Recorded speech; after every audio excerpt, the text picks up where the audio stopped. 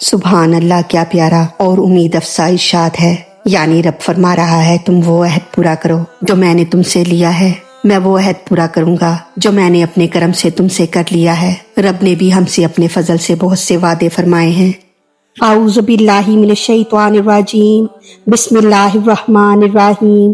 یا بنی، اے اولاد اسرائیل، اذکروا یعقوب علیہ السلام کی تم یاد کرو، نعمتی یلاتی میری نعمت جو انعمتو میں نے بخشی ہے، علیکم تم پر یا تمہیں۔ یا بنی اصطلاح میں اولاد کے معنی میں بولا جاتا ہے، خواہ بیٹی ہو یا بیٹا ہو، یعنی اے اسرائیل کی اولاد یا اے حضرت یعقوب علیہ السلام کی اولاد۔ اسرائیل حضرت یعقوب علیہ السلام کا لقب ہے۔ آپ کا نام یعقوب تھا۔ تفسیر عزیزی میں ہے کہ اسرائیل دو لفظوں سے مل کر بنا ہے، ایک اسرا اور دوسرا ایل۔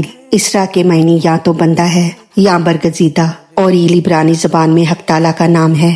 اسرائیل کے معنی یا تو اللہ کا بندہ ہے یا اللہ کا مقبول بندہ۔ حضرت یعقوب علیہ السلام کو یہ نام خدمت کے صلے میں ملا تھا، لہٰذا ان کی اولاد کو بنی اسرائیل فرمانے میں ان کو اطاعت الہی کی رغبت دینا ہے کہ تم اس کی اولاد ہو کہ جس نے اطاعت کر کے ہماری طرف سے اعلیٰ خطاب پایا۔ تم بھی ان کے نقش قدم پر چل کر اچھے خطاب حاصل کرو اور اس نعمت اور کرم کو یاد کرو جو خاص تم پر کیے گئے، جیسے فرعون کو ہلاک کرنا، تمہیں مصر کا ملک دینا، تمہارے لیے دریا کو خشک کرنا، تم پر من و سلوہ برسانا، تمہیں کتاب عطا فرمانا، تمہارے لیے پتھر سے چشمے نکالنا، تمہارے گھروں میں پیغمبروں کا بھیجنا، وغیرہ وغیرہ۔ یہ نعمتیں اگرچہ تمہارے باپ دادا کو ملی، مگر باپ داداؤں پر احسان اولاد پر احسان ہے، اس لیے تم اس احسان کو یاد کرو اور شکریہ ادا کرو۔ یعنی وہ نعمتیں جو ہم نے خاص تم کو عطا فرمائیں، یعنی تم کو ایک تو عام لوگوں کے ساتھ نعمتوں میں حصہ دیا، اور اس کے علاوہ خاص وہ نعمتیں دی جو تمہارے سوا دوسرے قبیلوں کو نہ ملی، کیونکہ زیادہ نعمتیں زیادہ شکر کا باعث ہیں، لہٰذا تمہیں زیادہ شکر ادا کرنا چاہیے اور دوسروں کے مقابلے میں جلدی ایمان لانا چاہیے۔ وَأَوْفُوا اور پورا کرو، بِعَہْدِی میرا وعدہ یا میرے عہد کو، یعنی تم نے ہم سے جو کچھ عہد و پیما کر لیا ہے اب وہ پورا کرو۔ اس عہد کے چند معنی ہو سکتے ہیں، ایک یہ کہ حق تعالیٰ نے سارے بندوں سے اپنی ذات و صفات اور تمام پیغمبروں پر ایمان لانے کا عہد لیا تھا۔ یہ عہد سبھی کو پورا کرنا ضروری ہے، مگر تم کو خاص طور پر زیادہ ضروری ہے کیونکہ تم پر انعامات زیادہ ہوئے ہیں۔ یا اس عہد سے وہ عہد مراد ہے جو حضرت آدم علیہ السلام کے جنت سے اترتے وقت لیا گیا تھا کہ جب ہماری طرف سے ہدایت پہنچے تو اس کی پیروی کریں، وغیرہ وغیرہ۔ اوفی میں پورا کروں گا، بیہدکم تمہارا وعدہ۔ سبحان اللہ، کیا پیارا اور امید افزا ارشاد ہے۔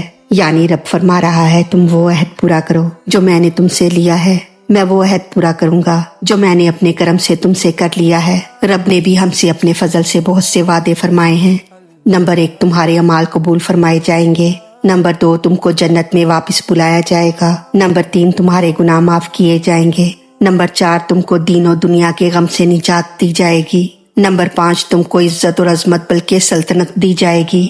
نمبر 6، تم کو اپنا دیدار کرایا جائے گا، مگر یہ تمام عہد اس صورت میں ہیں کہ تم میرا عہد پورا کر کے دکھا دو، اور یاد رکھو کہ عہد توڑنا سراسر نافرمانی ہے۔ وَإِيَّايَ اور مجھ سے ہی فَارْهَبُونِ خاص ڈرو۔ خیال رہے کہ خوف اور رہب میں فرق ہے۔ خوف تو محض ڈر جانا ہے اور رہب ڈر کر برائیوں سے رک جانا ہے۔ یعنی اے دنیا والو، دنیا کی مصیبتوں وغیرہ سے نہ ڈرو، بلکہ ہم سے خوف کرو کہ ایمان نہ لانے میں ہماری ناراضگی ہے جو دنیا اور آخرت کا وبال ہے۔ اللہ کی پکڑ سے ڈر کر گناہوں سے توبہ کر لو اور پھر ان کے قریب نہ جانا۔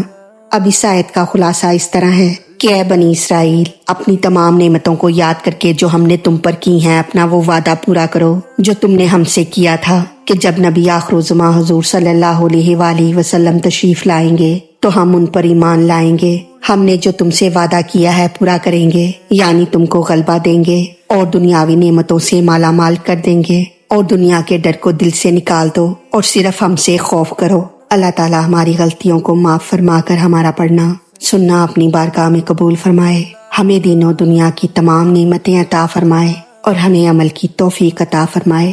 آمین یا رب العالمین۔ وما علینا الا البلاغ المبین۔